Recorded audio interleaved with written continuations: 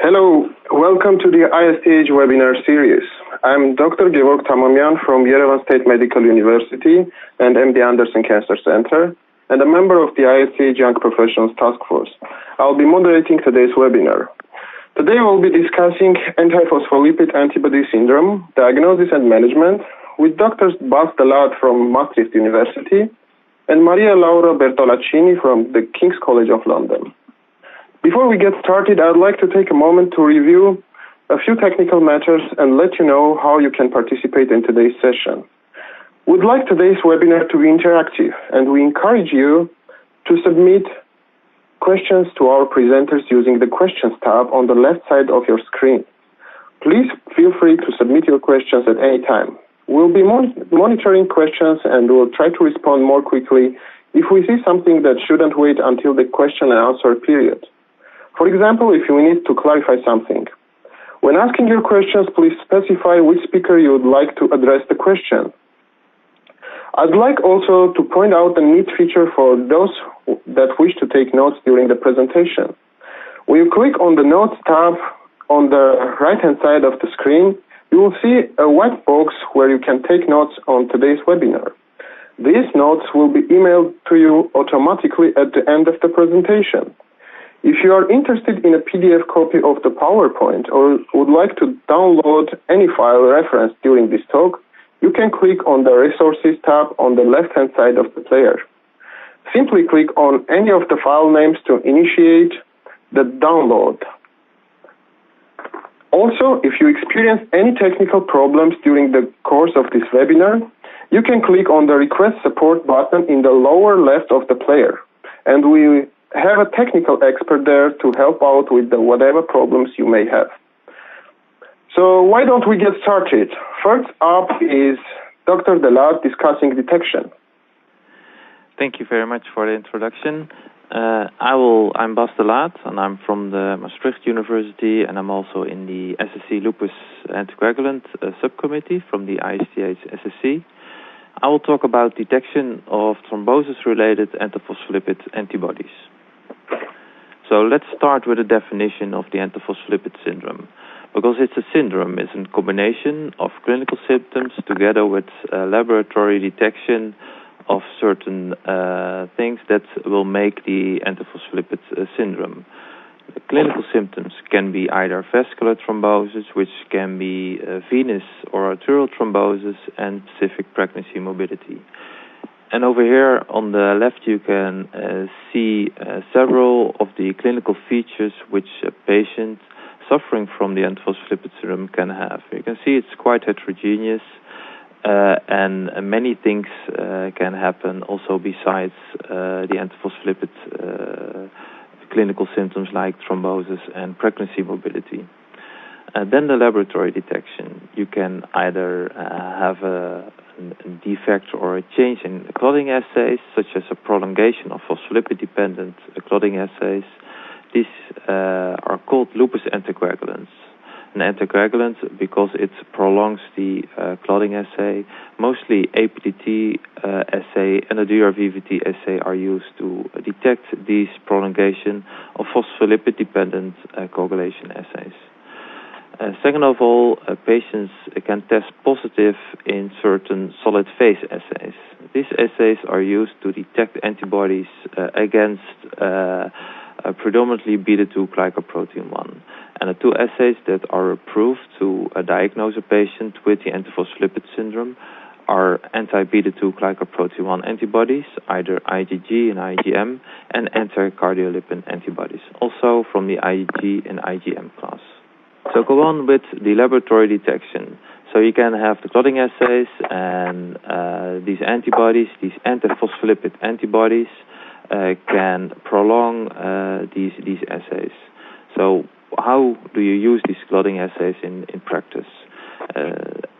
We advise not to use more than 2 coagulation tests for detecting this lupus anticoagulant phenomenon, because when you use more, you have the risk of overdiagnosis of the syndrome, and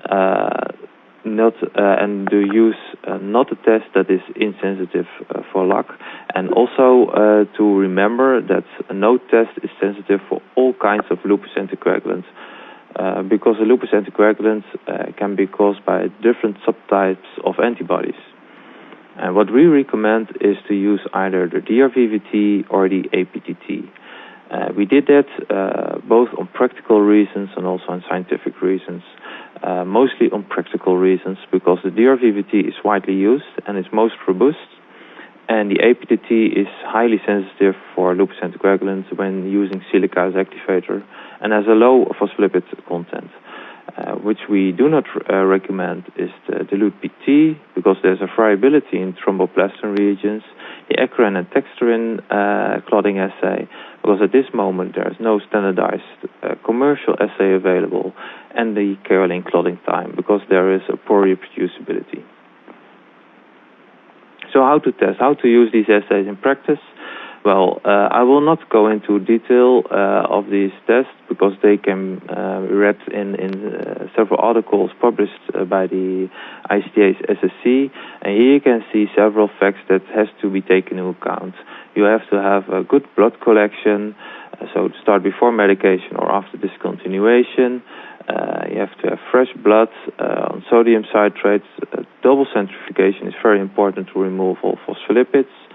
Then the choice of test, I already said it, as an APTT or a DVVT, and lupus anticoagulant is positive, one of the two is positive.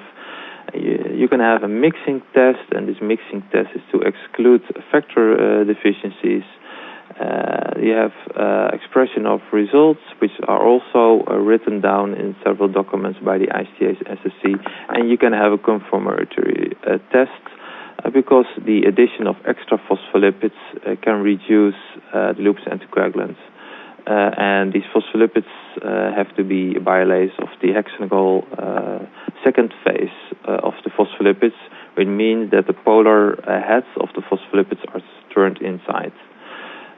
So here you can see on the right what you can do, how to test with a screening test, then mix, confirmation, and repeat after 12 weeks, because sometimes certain conditions give positivity in this lupus anticoagulant test, but after 12 weeks there's no positive signal anymore, and this was caused not by antiphospholipid antibodies but by other diseases. So then the solid phase assays. Like I said, you can have the anti-beta-2 glycoprotein-1 ELISA or solid phase assay, and the anticardiolipin ELISA. And here you can see that mostly both of the assays, both the cardiolipin assay and the beta-2 assay, are based on binding to the protein, beta-2 glycoprotein-1. And this is the most important protein in the antiphospholipid syndrome. Here you can see on how a cardiolipin assay is made. Here you can see the cardiolipin. You can see the beta-2 glycoprotein-1 is coated on top, and there's an antibody binding. And with the beta-2 glycoprotein-1 assay, the beta-2 is bound to a negatively charged surface. I will come back to that later, why that is needed. And then the antibody binds to it. And we think that one antibody binds two proteins, two beta-2 glycoprotein-1 proteins, to be stabilized on the surface. And both assays detect IgG and IgM antibodies. So why does the lupus anticoagulant correlates better with thrombosis than the solid phase assays? Because that is known, but why is that? And I think that the standardization has not yet been achieved for the solid phase assays, and some issues remain unclear and unanswered. So how to calculate cutoff values for these assays? The choice of assays, which assay will you use in practice? And the technical performance and characteristics. These are described in guideline, but focus on ELISA and not on the modern platforms, the automated systems. And there's a lack in uniformity in calibration. And also the units of antibodies. What do these units mean? So in 2012, there was an official communication of the SSC with guidelines for detection of antiphospholipid antibodies by solid phase assays. And one of the things that we also published is the recommendations, and you can see the guidance from the SSC of the ISTH, how you should perform a solid phase assay, and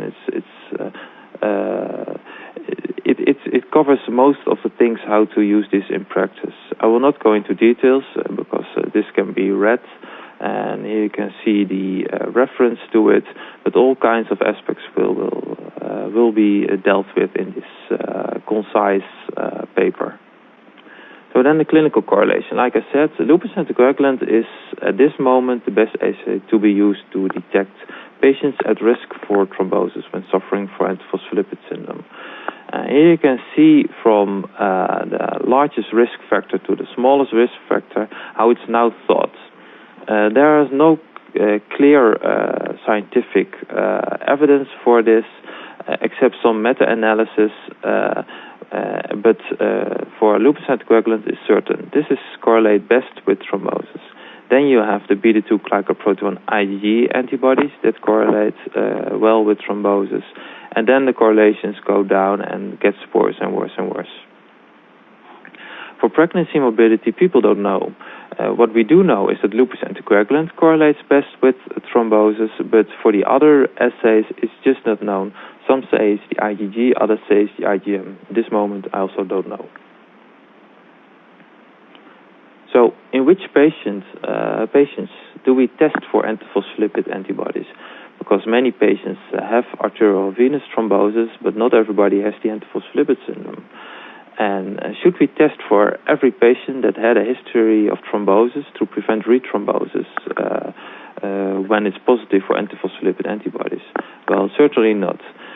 One of the reasons is a very practical reason is because of the cutoff for the tests.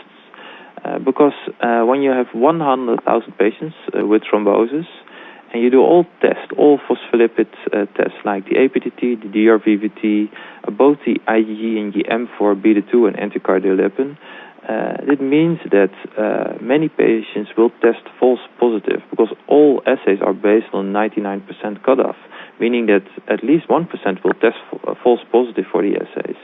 So you have to be really careful who you will test for these assays. And that's why in the guidelines it's included the appropriateness to test, for example, lupus anticoagulant. It's low in venous and arterial thrombosis in elderly. There's a moderate importance when accidentally found prolonged APTT in asymptomatic recurrent spontaneous pregnancy loss or provoked VTE in young people, and it's high in unprovoked VTE and or unexplained arterial thrombosis in young patients, and several other conditions are involved in this high importance to test for antiphospholipid antibodies. So then those three assays, do they detect all the same antibodies? No. You would expect, because an antiphospholipid antibody should be an antiphospholipid antibody and should be positive in these assays. But it's not the case. There are different populations of antiphospholipid antibodies. Like you can see over here, a cloud of patients positive for lupus anticoagulant. Here you can see a cloud of patients positive for anti-beta-2 glycoprotein 1 antibodies. And over here, the anticoagulation antibodies. So you can see in the middle, a big bunch of patients are positive for all three, but there are also patients for only one. So when you test more positive for all three tests, do you have a higher chance of rethrombosis, and do you have a more definite antiphospholipid syndrome? So Professor Pengo did a lot of studies on this aspect, and he introduced the term triple positive, and he nicely showed that, for example, over here, he tested several patients and looked whether their tests are still positive after 12 weeks. And you can see that when patients are triple positive, so they are positive for lupus, beta-2, and anticoagulation, they remain positive, almost all, I think this was 98%, remain positive after 12 weeks. When you have double positivity, then it's already less. Over here, I think it was 81 or 82%, and a single positivity, only 40% after 3 months was positive. So also patients, when they have the triple positivity, are more likely to have definite antiphospholipid syndrome. Then the risk for thrombosis in the antiphospholipid antibody carriers. And you can see carriers of triple positivity, and they looked how many events they would have, and the annual rates of first cardiovascular events. And this is a nice study that shows that when you are triple positive and you are carrier of this triple positivity, you have a much higher chance of getting thrombosis than when you are single positive. And here you can see you control the normal subjects. So again, over here, when you are positive for all three factors, then you are more likely to, in the future, to get an event of venous or arterial thrombosis. So, do we really need this triple positivity, and is there an alternative? So, there are problems with solid phase assays. Like I said, the log correlates well with clinical symptoms, and this might be the case because it's a functional assay. Although it detects the prolongation of the clotting, it's still a functional assay detecting functional activity of antiphospholipid antibodies. The solid phase assays are more difficult to standardize, as several factors influence the test outcome, like blocking solution, charge of the plate, the conformation of beta-2-glycoprotein-1, and the source of beta-2-glycoprotein-1. For example, with the blocking solutions, we did a study already in 2004 where we looked in a homemade beta-2-glycoprotein-1 ELISA whether a difference in blocking solutions influences the results. Here you can see the different blocking solutions that we used. Over here you can see the blanks, and over here you can see the signal of an anti-beta-2-glycoprotein-1 antibody. You can already see that there are differences, for example, in the signal, it goes down, and over here also in the blanks. This is a quite high blank. The funny thing is that these two should be the same, but there are different batches of the same company. So even in batches of blocking agents, there are differences. So this already shows that a blocking solution is very important for your antiphospholipid assay, for your beta-2-glycoprotein-1 ELISA. Then the charge of the plate is this important. Over here we did a little bit of a complicated test, the upper panel, where we looked at whether we could catch beta-2-glycoprotein-1 from solution. Over here we coded an antibody against beta-2-glycoprotein-1, then added beta-2 plus these two antibodies to it and a blank, and looked whether a second antibody could still bind beta-2. But what we looked at is whether these antibodies could bind beta-2-glycoprotein-1 in its native conformation. And this is a special antibody because this antibody was not able to catch beta-2-glycoprotein-1 from solution. Although this antibody has a high affinity for beta-2-glycoprotein-1, which can be shown over here in a normal beta-2-glycoprotein-1 ELISA. This already shows that also the conformation of beta-2-glycoprotein-1 is quite important in catching the antibodies from the solution. So then to the most important thing, which I think is the most important issue with the current solid phase assays, is the conformation of beta-2-glycoprotein-1. So beta-2-glycoprotein-1 exists in different conformations. Here you can see how we think is the native conformation, which can be either circular in solution or an S shape. And when it interacts with phospholipids, it becomes straight. And what then happens, which you can see in this panel over here, is that the epitope on domain 1 becomes available for antibodies to bind. So there is a conformational change in beta-2-glycoprotein-1 when it binds to phospholipids or to negatively charged surfaces.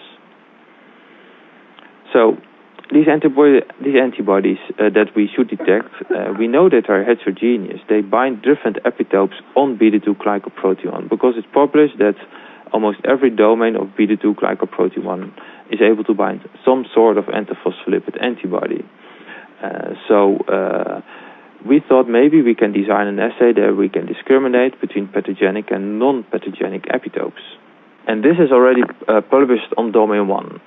So there's an epitope on domain 1 which becomes available when beta-2-glycoprotein-1 erects and shows its hidden epitope.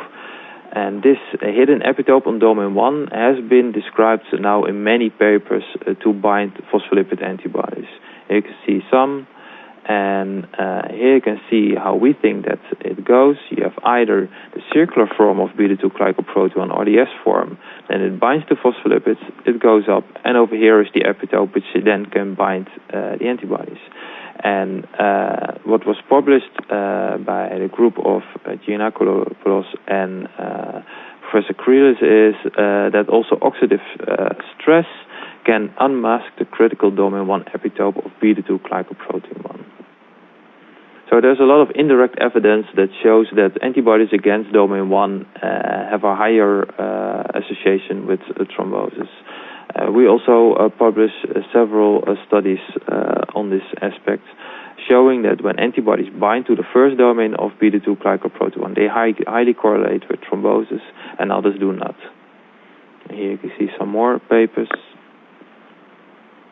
And there's also direct pathogenic evidence in mice models where they showed that when antibodies against domain 1 were induced, then these mice had a higher chance of thrombosis, or their thrombi were bigger.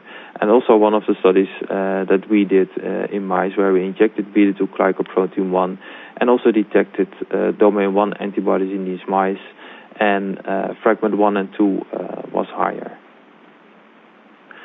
So how does triple positivity published by Professor Pengel correlates with these domain 1 antibodies? Well, here you can see the domain 1 IgG, and here you can see the triple positivity, the double positivity, the single and the controls, and you can see when the patient is positive for more assays, they have a higher chance of high levels of domain 1 antibodies. So this correlates well with triple positivity.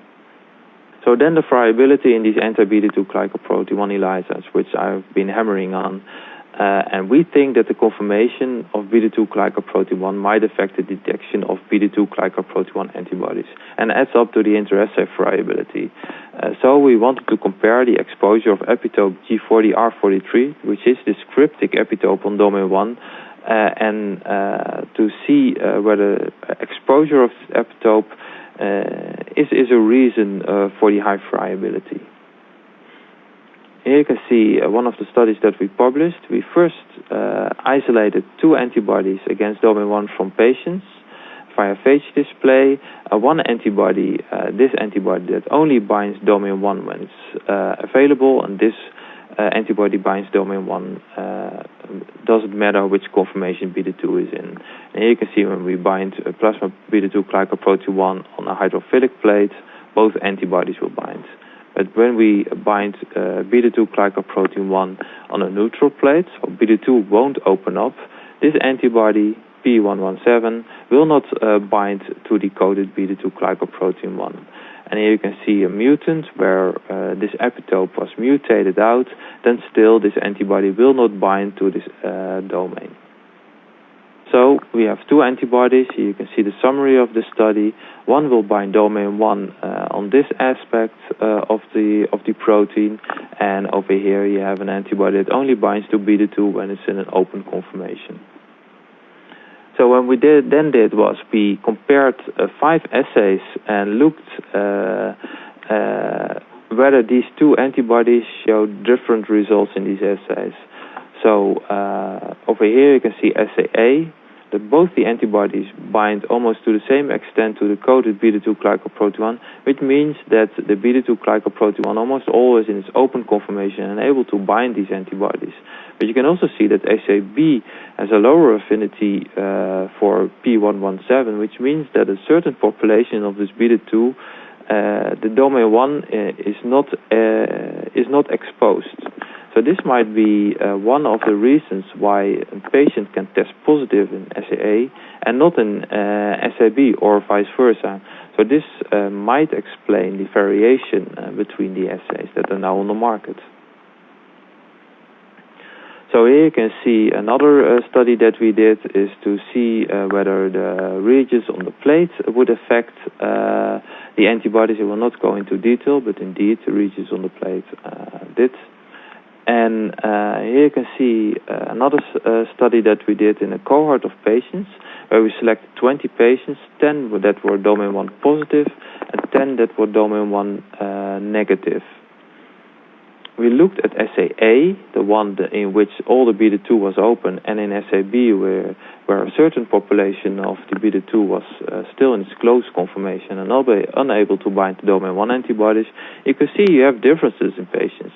For example, you can see over here patient 2, 3, and 4, and even 5 are low positive or medium positive in assay A, but they are negative in assay B. So you will miss these patients in assay B. And you can see for the really strong antibodies, you will have a nice comparison, but for the other ones, there are not good results and a high friability. So also did it in a different cohort, which was a little bit larger, with 149 domain 1 negative patients and 23 domain 1 positive patients, and there you can see that again, assay A detects 22 out of 23 domain 1 positive samples, but in assay B we miss some patients. And again, also in this cohort, we show that there's a variability. Means that you have a variability in detecting these patients. Together with Professor De Vreese, we also did a study in automated assay like AccuStar and BioRad Bioplex. And you can see that in the IgG assay, in the AccuStar, that some of the beta-2 is not opening up, and you have differences between these antibodies in this assay. And you can see it also with the beta-2 and with the anticoagulation. And you can see with the Bioplex, the beta-2 is almost all in its open conformation. So there also are differences between automated assays, and these differences may result in differences in sensitivity between the two assays for future beta-2 glycoprotein 1 testing. So I think the recommendation should be that domain 1 assays correlate better with thrombosis than the classic anti-beta-2 glycoprotein 1 assays. And there are different assays available for these detecting these domain 1 antibodies. So there's a two-step approach which we developed, which can be read in the paper and be copied. There's also a domain 1 assay by Innova Diagnostics, which is research only. There was a paper by the group of Vittorio Pengo, and there's now a novel beta-2 domain 1 chemiluminescence immunoassay also developed by Innova. But at this moment, there's insufficient evidence to claim that only domain 1 is important to be detected, because we don't know whether there are other populations that highly correlate with thrombosis, for example, against domain 4 or domain 5. So that is one of the things that need to be investigated in the future. So the conclusion is that at this moment, the LAC assays correlate best with clinical symptoms. There has been improvements in the standardization of the guidelines to perform solid phase assays. There is standards to control the conformation of beta-2 glycoprotein 1 should be included in the assays that are now on the market. And assays that detect domain 1 might help diminishing the variability between different assays. At this moment, you can also do a triple positivity, and because triple positive patients are at the highest risk to get rethrombosis, and carriers of triple positivity have the highest risk for getting thrombosis. So these are the acknowledgements I would like to do, and especially Hilde Kelchtemans, who helped me with several of these slides. Thank you for your attention. Thank you, Dr. De Laat. As a reminder, we'll address all questions after both talks have concluded. We'll now continue with Dr. Bertolaccini, who will discuss state-of-the-art treatment. Hello, thank you very much. So my name is Laura Bertolaccini. I am a co-chair with PAPS for the subcommittee in lupus anticoagulant and antiphospholipid antibodies. And in the next few minutes, I'm going to present some data relevant to state-of-the-art treatment in APS. So as you all know, the antiphospholipid syndrome is characterized by vascular thrombosis and or pregnancy morbidity, and it occurs in patients with persistent antiphospholipid antibodies. So the antiphospholipid syndrome shows a wide range of clinical manifestations. You may find patients who are only positive for the antibodies. The patients more commonly seen are those presenting with venous, arterial, or small vessel thrombosis. Pregnancy morbidity is one of the hallmarks of the antiphospholipid syndrome in women, and is presented by miscarriage or fetal loss, preeclampsia, and growth restriction. There are other wide range of non-criteria manifestations for the antiphospholipid syndrome, like livedo reticularis, thrombocytopenia, hemolytic anemia, cardiac valve disease, and the most dangerous of the situations, that is the so-called catastrophic APS, where the patient presents with multiple organ thrombosis, commonly associated with multi-organ microangiopathy. So what is the treatment consensus? It is widely accepted that long-term anticoagulation should be the treatment of choice for thrombotic events, and aspirin with or without heparin, a low molecular weight or unfractioned heparin, should be the treatment of choice for pregnancy morbidity. So what is the thrombotic APS treatment at the moment? Well, we know that it's long-term anticoagulation. For venous events, it is accepted that anticoagulation should be reaching a target INR between 2 and 3, and for arterial events, the target INR should be between 3 and 4. Some centers or some experts claim that target 2 to 3 plus the addition of antiplatelet agents could be an option, although this is quite a dangerous combination because of the risk of bleeding. And some others claim that antiplatelets alone should be only used in patients after the first arterial event. So what do we know about vitamin K antagonists? The treatment in general is problematic. There are numerous drug and food interactions reported. It requires frequent monitoring.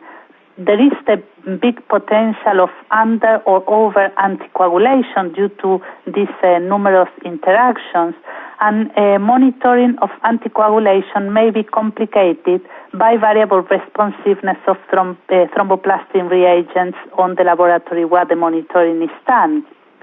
For obstetric complications, the recommended treatment is overall, if the woman presents only with miscarriages, no previous thrombosis, the treatment of choice is aspirin monotherapy. In the presence of fetal loss and always in the absence of previous thrombosis, they usually choose between heparin and fraction or low molecular weight heparin with or without aspirin. If the patient has obstetric APS plus previous thrombosis, again, heparin and fraction or low molecular weight with or without aspirin is the treatment of choice. Warfarin can be used, but only in resistant cases and after the 14th week of pregnancy, and this is due mainly to the teratogenic effects of warfarin during early embryogenesis. So what is the most important in the obstetric APS is that oral anticoagulants should be discontinued before pregnancy or at conception, and there is the need of close monitoring of fetal and maternal health. So far this is the treatment that is being used by most of the centers, but what I wanted to do today was to give you an overview of potential new treatment strategies that are being investigated in the antiphospholipid syndrome. So the first, of course, are the new oral anticoagulants. We have two types, the direct thrombin inhibitors, such as dabigatran, and the factor Xa inhibitors, such as rivaroxaban, apixaban, and edoxaban. These are easier to use because you only need a fixed dose. They have a predictable anticoagulant effect. They do not interact with dietary constituents or alcohol. There are very few reported drug interactions, and the monitoring of anticoagulant intensity is not routinely required. So we know that their efficacy for venous thromboembolism has been widely demonstrated in large phase 2-3 clinical trials, but there is only one completed study in patients with APS. This is the RAPS trial, rivaroxaban in antiphospholipid syndrome. Results from this trial were recently presented at the ISTH meeting. This is a phase 2-3 non-inferiority randomized clinical trial. The principal investigator is Dr. Hannah Cohen from University College London, and the participating centers are University College and St. Thomas's Hospital. The hypothesis for this trial was that the intensity of anticoagulation achieved with rivaroxaban was not inferior to that of warfarin in patients with thrombotic APS. This trial included 116 patients. The anticoagulant effect of both drugs were measured by the thrombin generation test. So in this trial, there was not a clinical outcome, but a laboratory outcome, the effect of these drugs on thrombin generation test.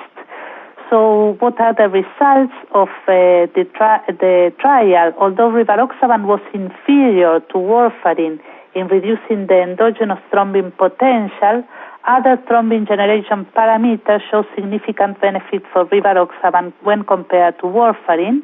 In vivo coagulation activation markers and clinical outcomes show no difference in risk between rivaroxaban and warfarin, and which is more important, the clinical follow-up show no thrombosis and no bleeding at 6 months' time. So what are the recommendations from the experts in the use of new oral anticoagulants? Well, most of the experts agree that vitamin K antagonists remain the mainstream treatment in APS.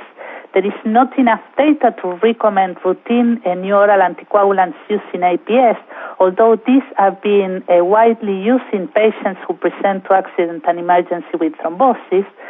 So NOAC may be considered when there is a known vitamin K antagonist allergy, when there is intolerance, and when there is a poor anticoagulant control. I think it's very important here to make the point that as patient adherence is clinical, as there is no monitoring for the drug, non-adherence to vitamin K antagonist should not be a reason to switch an APS patient to new oral anticoagulants. Other drugs available for the treatment of thrombosis are indirect antifactor Xa inhibitors. The data that is available on the antiphospholipid syndrome is mainly limited to the use of fondaparinux. There are anecdotal case reports and a small case series of successful use of this drug in APS patients with heparin-induced thrombocytopenia, and therefore the recommendation is in this sort of cases. One drug that is being widely used in autoimmune systemic diseases and in the antiphospholipid syndrome is hydroxychloroquine. We know that in mice, hydroxychloroquine is able to reduce the extent and the time of thrombus persistence in APL-injected mice. It reverses the thrombogenic properties of APL and reverses the antiphospholipid antibody-mediated platelet activation. In humans, there are some early placebo-controlled studies from the late 70s, early 80s, where they show that hydroxychloroquine prevented postoperative thrombosis after hip replacement. But what is more important is as this drug is being used mainly in lupus, it has been shown that hydroxychloroquine reduces the flares, the damage, the cardiovascular events, and the mortality in this population. So most of the studies available on hydroxychloroquine are in patients with lupus, where it has been reported that the use of hydroxychloroquine is protective against the development of thrombosis. What about the use of hydroxychloroquine in secondary prevention? There is only one trial available, a prospective non-randomized trial, including only 40 patients with thrombotic APS with primary antiphospholipid syndrome. And the investigators compare the use of oral anticoagulation plus hydroxychloroquine versus oral anticoagulation alone. Their trial reports that 30% of venous events were seen in the monotherapy group versus 0% in the anticoagulation plus hydroxychloroquine group during 3 and 36 months follow-up. So what are the recommendations? There is no strong data to recommend hydroxychloroquine in persistently APL-positive patients without other autoimmune diseases. However, as hydroxychloroquine may reduce the risk of thrombosis in experimental models and SLE patients, it may be considered as adjunctive treatment in refractory cases. So far, there is no data available in antiphospholipid syndrome alone, and I think more trials are needed.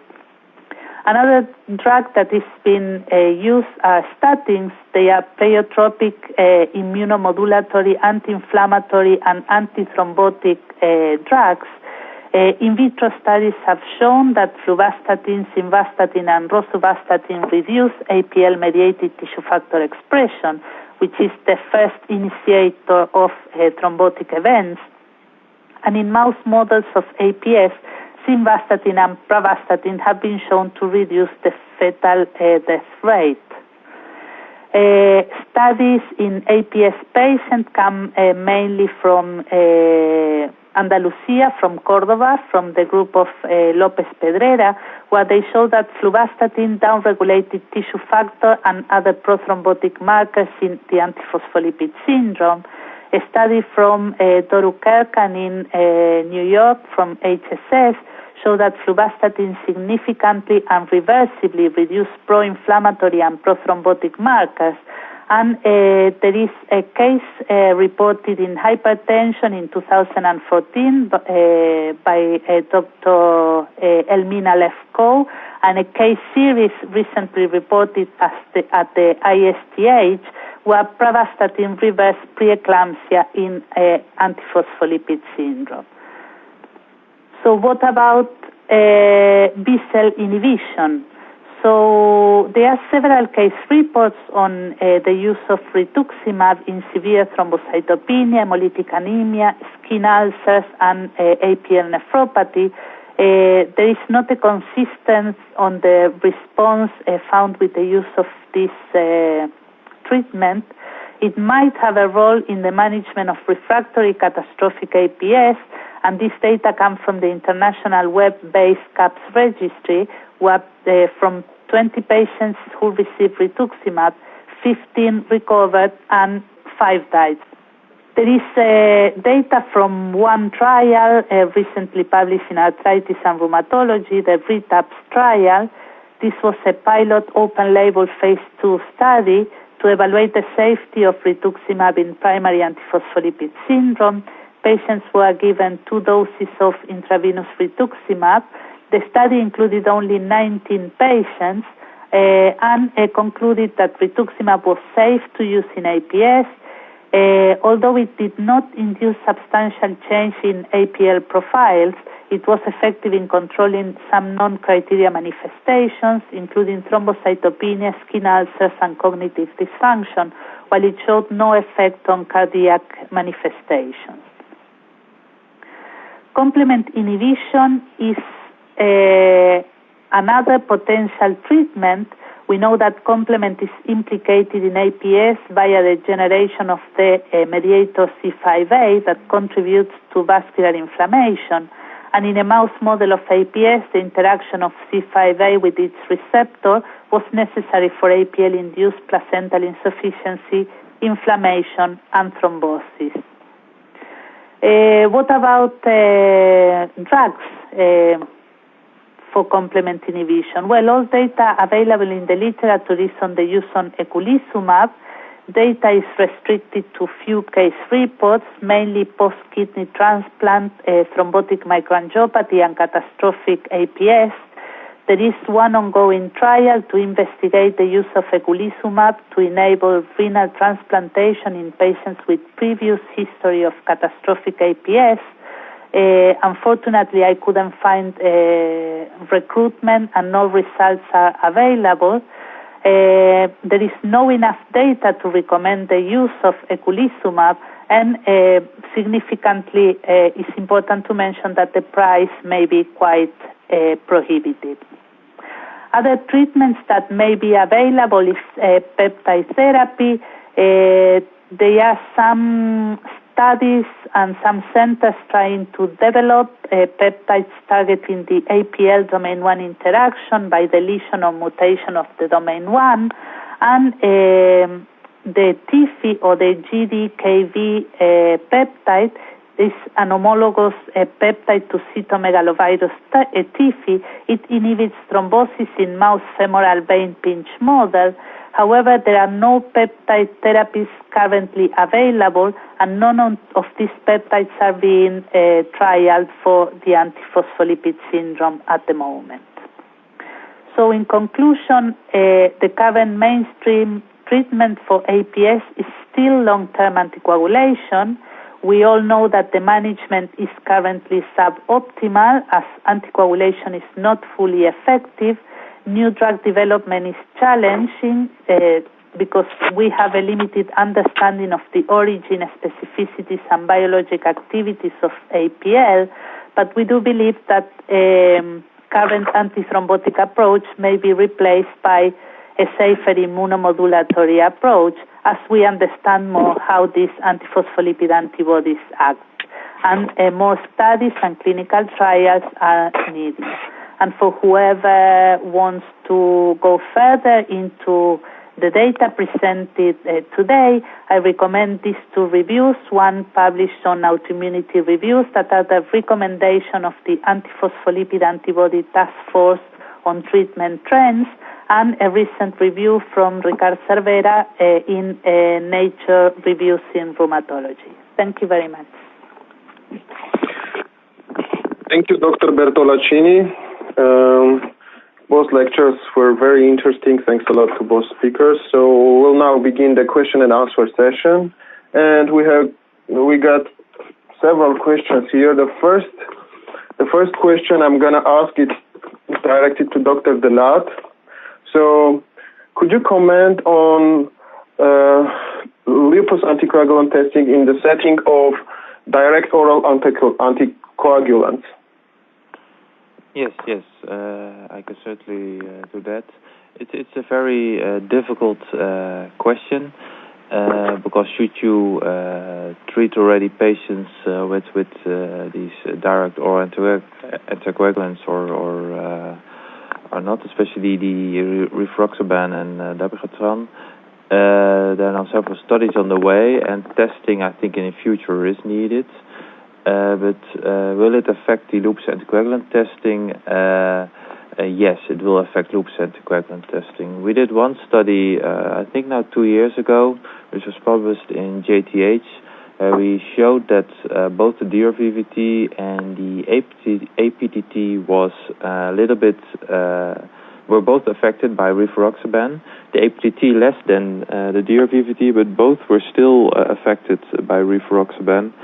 And what we did was we did a trick, and we were able to detect the lupus anticoagulant using the Aspirin versus the type in snake venom sort of assay like that. But that was a homemade assay. For the dabigatran, we didn't have a solution yet because dabigatran will also affect your lupus anticoagulant testing. What I would suggest is either when it's possible to have a clean sample without the anticoagulants. Mostly that's not that cannot be done, and then I would do the solid phase assays. And when you get your hands on the domain 1 assay, for example by Innova, I would use that test. There are quite many questions, so let's just briefly go into each of them. And the second one, I guess, is to Dr. Bertolaccini. Should we discontinue vitamin K antagonists during menses in women experiencing menorrhagia and having antiphospholipid antibodies? Well, I am not a clinician myself, but I can tell you what they do at St. Thomas's. They do not discontinue warfarin, but usually what they do is to use a Mirena coil. Okay, thank you. So we have quite many questions on clinical issues. I mean, I can just read, let's go through the ideal contraception while on VK and having antiphospholipid antibodies. Can you comment on here? It should be without estrogens. So they should use a contraception, no estrogen contraception. What about, thank you, what about administering VKs to patients with lupus nephritis but no venous thromboembolism? I suppose that question implies that there is thrombotic microangiopathy in the biopsy. Yeah. Mm-hmm. Is that correct? Yeah, VTE, but not VTE. Well, thrombotic microangiopathy is one of the clinical manifestations of the antiphospholipid syndrome. So if you have a patient with thrombotic microangiopathy and antiphospholipid antibodies, anticoagulation could be recommended. Okay, so what's your experience with point-of-care monitoring INR tests in patients with antiphospholipid syndrome? All our patients are monitored at the coagulation clinic at St. Thomas's Hospital. We don't have a lot of experience on home testing or finger stick testing. So all our patients are monitored in the coagulation clinic.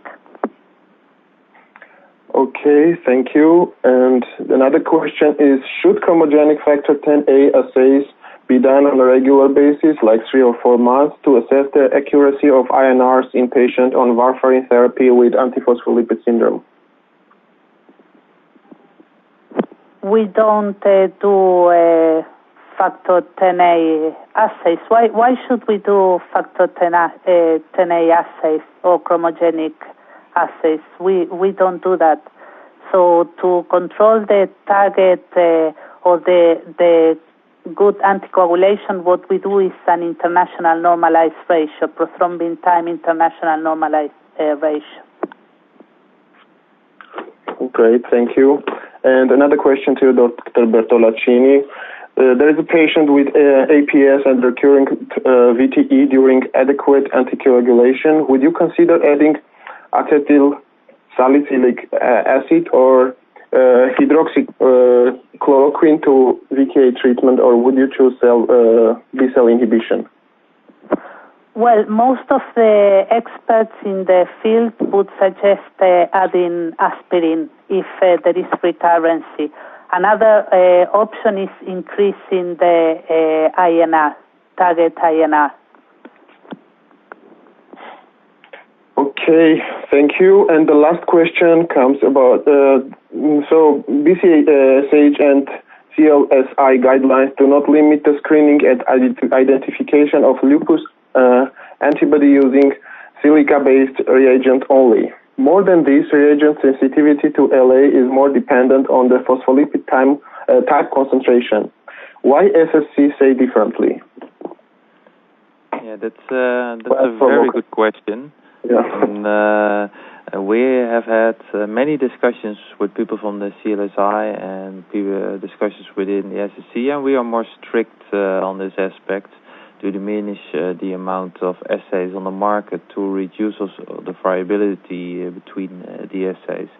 But the statement is correct. There are other assays on the market that can detect lupus anticoagulants, and not only using silica, for example, but we would like to not to have many assays with the chance again of variability, but to reduce the amount of assays and be certain that one lab is testing the same antibodies as the other lab. But this is an ongoing discussion. Thank you, Dr. Delat. We got another one question. Let me just take it. So there's a question that, I'll just read it. My mentor stated that INR may not be accurate in patients with antiphospholipid syndrome, and the factor 10A assay may help to determine if INR is accurate. Are INRs accurate in all patients with APS? yeah, Dr. Bertolaccini, I think you need to comment. Well, I think we can both comment on this. But So I think there was this theory that lupus anticoagulant could interfere with the INR, and the INR was not reliable in patients with the lupus anticoagulant. The data is very controversial, but I think that most of the people accept that INR are reliable even in the presence of the lupus anticoagulant. So factor 10A, I don't think it would be necessary a necessary test to do unless the patients are on heparin. No, I agree. There is not much data confirming that lupus anticoagulant can interfere with an INR, although we have seen it, but it's really rare. And to do in all patients a factor 10A assay is quite costly, and to my opinion, it's not needed.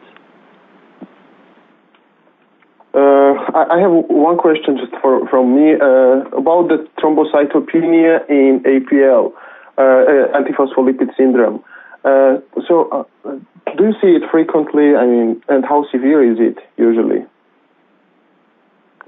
Well, thrombocytopenia used to be one of the criteria for antiphospholipid syndrome, one of the first criteria that we use for antiphospholipid syndrome. It is quite frequent.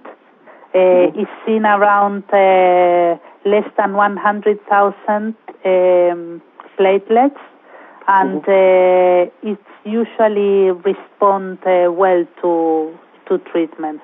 So it is quite frequent to see patients with antiphospholipid and thrombocytopenia. What is important is that the risk of bleeding, despite the thrombocytopenia, is generally not that high, although you need to control the patients closely. So it's, I mean, it's quite mild, yeah? The thrombocytopenia. It is usually around 100,000 platelets, yeah. Okay, yeah. Okay. So thank you very much for the both lectures and for the very nice questions and answers. And I wanted to thanks also to our sponsor of today's presentation, Instrumentation Laboratory. We hope you found this educational and enjoyable. When the webinar ends, we'll be able to complete a quiz and evaluation either for CME or a certificate of completion. A follow-up email will be sent to all attendees when the recording is available. The email will also include a link to the evaluation and quiz for attendees who cannot complete their CME immediately following the webinar. Our next webinar on platelet proteomics and current techniques in measurements of platelet protein phosphorylation will feature Drs. René Zahedi and Khalid Nassim. Please see the website for details and to register. As a reminder, all of the webinar series are available in archive at the website for your reference. Thank you again for joining, and we'll see you next time. Have a nice day.